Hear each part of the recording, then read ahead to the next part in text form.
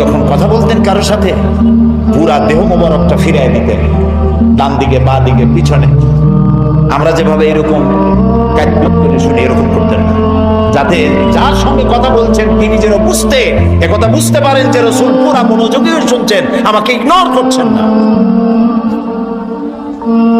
প্রিয় ভাই সব, এক মহাসমুদ্র। রাসূলুল্লাহ নামাজ পড়তেছিলেন, হযরত ওমর রাদিয়াল্লাহু তাআলা আনহু তখনও কাফির, চাইছিলেন রাসূলকে শায়েস্তা করবেন, মারবেন, লাঞ্ছিত করবেন। নামাজরত অবস্থায় দেখে তিনি চিন্তা করলেন, যাক নামাজ পড়তেছে, এখন কিছু খবর না, নামাজটা শেষ হোক, তারপরে আচ্ছা করে।